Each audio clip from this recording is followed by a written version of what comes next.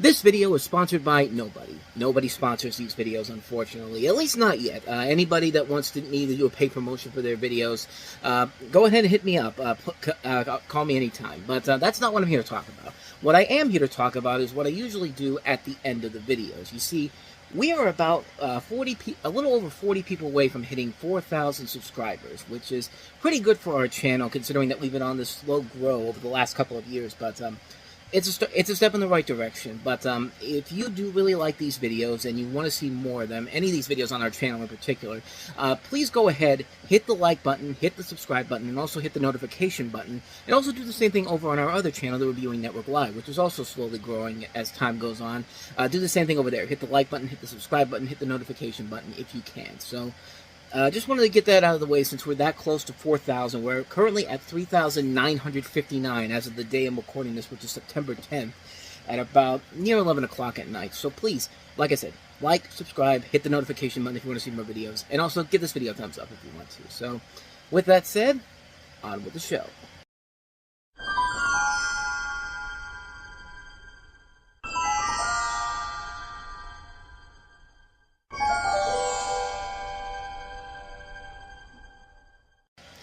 It's another edition of Time About the Movies, and today we're taking a look at the films of June 17th, 2005. We only got 2 movies today, but one of them is one of the biggest game changers in terms of not just comic book movies, superhero movies, but just action movies in general.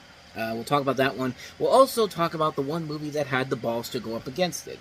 Kind of programming, if you will. Hilary Duff and Heather Locklear in a comedy. But we'll get to that one in a little bit here. But let's get to the big new release of the weekend. And just imagine yourself that it's the summer of 2004 and you're being forced to sit through Catwoman, which you know is probably not going to be a very good movie. But then the trailers start playing, and then we get to the last one, and then this little beauty pops up.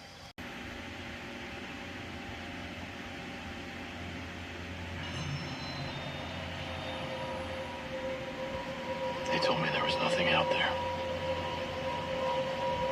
Nothing to fear. By the night my parents were murdered, I caught a glimpse of something. I've looked for it ever since. I went around the world, searched in all the shadows, and there is something out there in the darkness. Something terrifying. Something that will not stop until it gets revenge.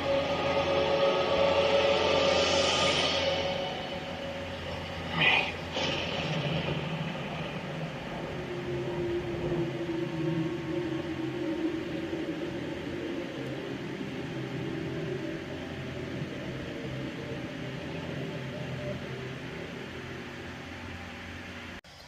When that trailer first comes up, it's just like, oh my god, it's finally happening, you know.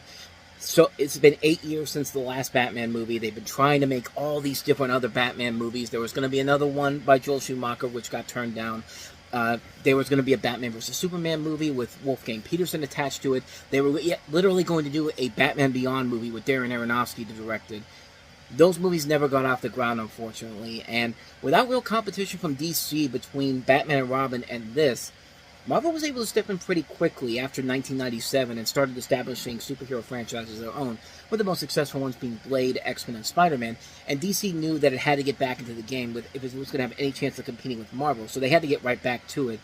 Started off slow with a double whammy in terms of the League of Extraordinary Gentlemen and Catwoman.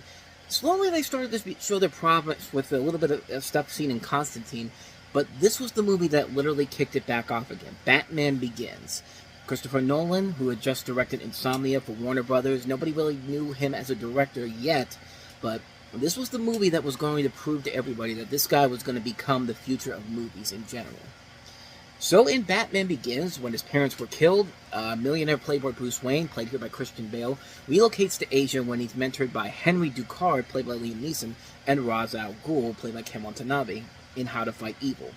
When learning about the plan to wipe out evil in Gotham City by Ducard, Bruce prevents this plan from getting any further by heading back to his home. Back in his original surroundings, Bruce adopts the image of a bat to strike fear into the criminals and the corrupt as the icon known as Batman.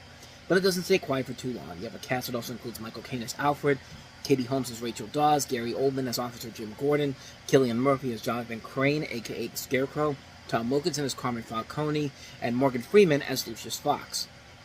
And talk about a great return to form for Batman following Batman and Robin, with the right people involved to take this comic book universe and make it not only pure as realistic as it can be, but to make these characters exist in the real world and make it seem plausible. Watching the origins of Bruce Wayne coming to be Batman is really fascinating to watch in this movie. And to just see the evolution of this normal guy who lost his parents, who would later become the slick badass we know as Batman, is just, it's incredible. And Christian Bale does a really good job of it. And in this movie, and all three of the Batman movies he appeared in, he actually makes Batman sound like how Batman should sound, and not making him sound like he's smoking a huge pack of marbles. I mean, just watch the scene and hear it, and tell me I'm wrong about this. You could die. At least tell me your name.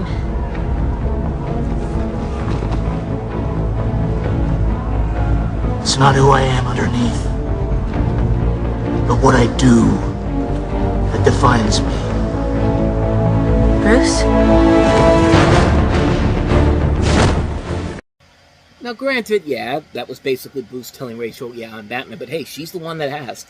But yeah, that voice he gives is much better and more properly handled than this one than he gives in the other movies. Like in The Dark Knight and The Dark Knight Rises, it becomes a little bit more quieter and just kind of feels like, I don't know. In this movie, though, it's perfect. Christian Bale is the badass actor that we've come to respect him for over the years. You know, Michael Keaton and Kevin Conroy will always stand out as the ultimate Batman. Even though Robert Pattinson and Ben Affleck were good Batman when they got their chance to play it. But Christian Bale, at least in this first film, pulls it off really well. Liam Neeson and Cillian Murphy make for really good villains in the film, going back to the idea of having two villains with Ra's al Ghul and Scarecrow. Both of them are very effective villains, carrying a lot of the load, which makes them great villains in the comics as well as the animated adaptations. I like Michael Caine's Alfred a lot. He's a much more developed and more emotionally and with a more emotional interpretation of Bruce's Butler than what we had seen in previous adaptations. We've seen good adaptations of Alfred in other movies. We just had it with Andy Serkis in The Batman, and then, of course, with Ephraim Zimbalist in Batman the Animated Series. Here he treats Bruce like his son, obviously, because he realizes that he's the only family that Bruce has left. I like Morgan Freeman's Lucius Fox. He's perfectly handled the only way Morgan Freeman can do it. Gary Oldman, what more can you say about him? He's just pitch perfect as Jim Gordon. He's incredible, and aside from Bale, he gives the strongest performance in the movie. And then there's the big question mark. Katie Holmes as Rachel Dawes. Some people like her, some people hate her. Me personally, I thought she was okay. I thought she was good in the movie. I think that, keep in mind, this was when she was with Tom Cruise. They were getting married around that time. I think all that negativity was coming from that in particular, and honestly, it's a real dumb excuse. Holmes is a great actress, but I'm not going to say that she's on the level of somebody like, Julia Roberts or Jennifer Lawrence or Meryl Streep. Like, she's a great actress. We've seen her. She's a good actress that we've seen in many good movies. Pieces of April, Wonder Boys, The Gift, The Singing Detective. We'll see her in the next year in Thank You for Smoking. She's doing the job she's supposed to be doing. She's being the damsel in distress, but at the same time, trying to be above the normal damsel in distress that we used to seeing. And it's not like her acting is terrible, but yeah. I'm not going to argue that Maggie Gyllenhaal is a better Rachel than Holmes is. I mean, that's pretty much a given. Action sequences, pitch perfect. Shot beautifully. Incredibly well handled by director Christopher Nolan and cinematographer Wally Pfister. The action sequences are all great. A lot of great tension. It just keeps you on the edge of your seat with every scene. That scene where Rachel gets poisoned by the Scarecrow and Bruce is trying to get her back to the Batcave to come up with to have her get away from fix it, to get the antidote and all that.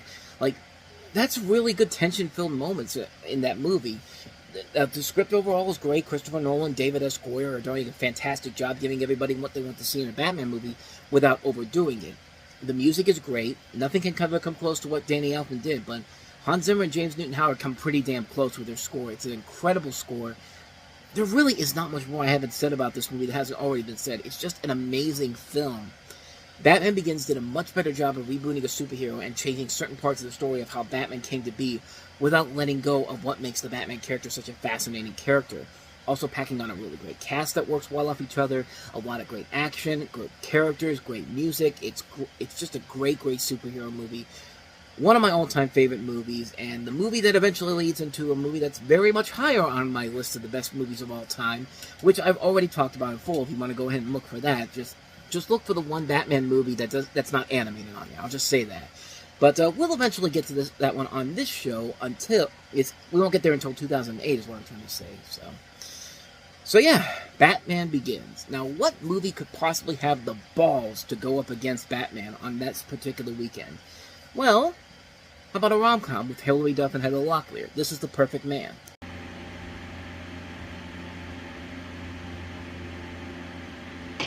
Welcome to Parent Night at Brooklyn High. Woman in the back, go ahead. Have you considered monthly mixers for single parents? It's just that sometimes we single parents have different priorities than married ones. I need to meet a good man. For Holly and her mom, it's another fresh start in another new city. You're new here, huh? Yeah, how'd you know? Following yet another doomed romance. Uh-oh. I am so glad that you understand. It always starts the same. She starts out hopeful, and then she gets desperate, hooks up with some loser. Great outfit. Where'd you get that? MajorHottie.com? Comedy. Yeah. That's the butt of the jokes in this movie, folks. So Hilary Duff is teenager Holly Hamilton, who's tired of moving every time her single mother, Jean, played by Heather Locklear, has another personal meltdown involving yet another second-rate guy. To distract her mother from her latest bad choice, Holly conceives the perfect plan for the perfect man, an imaginary secret admirer who will romance Jean and boost her shaky self-esteem. When the virtual relationship takes off, Holly finds herself having to produce the suitor, borrowing her friend's charming and handsome Uncle Ben as the face behind the emails, notes, and gifts. Holly must resort to increasingly desperate measures to keep the ruse alive and protect the mother's newfound happiness, although missing the real perfect man when he does come along. So basically, if you watch the Simpsons episode where Bart had to come up with this whole personality for Mrs. Krabappel to fall in love with in one of the classic Simpsons episodes, it's pretty much that episode there, except it's pretty much that blown up into a movie, except that's much funnier than anything in this movie. And yeah, this is the film I think that really begin the downfall of Hilary Duff's promising career. You know, this is the same director that did The Cinderella Story, which was a decent film, but a lot of good talent involved in this movie, man. Like, not just Hilary Duff, who we've seen can be very talented. Heather Locklear. This was kind of the end of her slow, brief reprisal she had around this time. She was in Looney Tunes Back in Action. She was in Scrubs. She was in Spin City. She was on an NBC show that didn't last very long. I like Mike O'Malley. I mean, I just said that joke of his was not that funny, but Mike O'Malley is such a funny guy. And a much better guy than anybody has any real... he's much better than anyone has any real right to be. Like, this is a guy that can be very, very funny. You see him on Yes Dear, and he's very, very funny. You know, Chris Snow from Sex and the City and Law and Order, he's a good actor. Vanessa Langels can be a very good actress. Caroline Rhea usually is very funny, but there's nothing that anybody here is really given in this movie. There's not really a lot of funny material here, and it just feels like a movie that they made because Hilary Duff and Mark Grossman worked together on Cinderella Story. That was a big hit. So Universal probably thought, just have the same thing. Just don't even worry about a script. We'll just let them work their magic that they did there. But the difference was the Cinderella Story actually did have a good script to work off of. This did not, and it just really hurts the film in the long run because there is a possibility with the people involved in here. There's a really good cast involved, a really good idea maybe if done well. We've seen it done in episodic form with The Simpsons, but doing it in a movie like this, you really need to have a really good script to make this work, and this film just really does not have it, unfortunately. And it's just like, I don't know, like I wanted a little bit more from it. Most people probably saw it and thought, yeah, this isn't gonna be the movie that I thought we were gonna be, and it wasn't that big of a hit, really. It barely made back its $10 million budget, but it barely made double that, like $19.8 million. It was like $200,000 off of what the movie actually cost them, double what the movie cost to make. So it was a little bit of a hit, but even then, nobody remembers this movie. In fact, I had to remember who even made this movie and who else was in it. Like, it's been that long since I know who was involved with this film. Like, overall, yeah, it's just not a good movie in general. It's your typical rom-com with not a whole lot of funny elements to it, despite a really talented cast. A better director and a better writer could have easily handled this movie in general, but Unfortunately, what we got here just isn't worth it in the end. So yeah, this is one you can easily skip. The Perfect Man. And so with that said, we wrap up another edition of Time About the Movies. Next time we meet, we'll take a look at 4 more movies, including Nicole Kidman and Will Ferrell starring in the TV adaptation of Bewitched, which really isn't a TV adaptation, but kind of like with The Honeymooners, you might be surprised at what I have to say about the movie, because it actually isn't as bad as you would think it is. We also have Lindsay Lohan back on the big screen this year after her success with Freaky Friday and Mean Girls. We have Herbie Fully Loaded. George A. Romero is back with a brand new zombie movie, Land of the Dead. And we also finally get to Morgan Freeman narrating the documentary hit, March of the Penguins. So we got 4 movies to look at. We will take a look at all 4 of them on the next episode. But until then, thank you so much for watching. And if you do like what you see and you want to see more videos like this, as I said at the beginning, please hit the like button, please hit the subscribe button, hit the notification if you can, because we're this close to 4,000 subscribers. And also don't forget to check out the playlist on the next page to see some other episodes we've done, as well as the last episode we did. So with that said, thank you so much for watching, and I will see you guys next time. So until then, I'm off. I'll see you next time. Take care.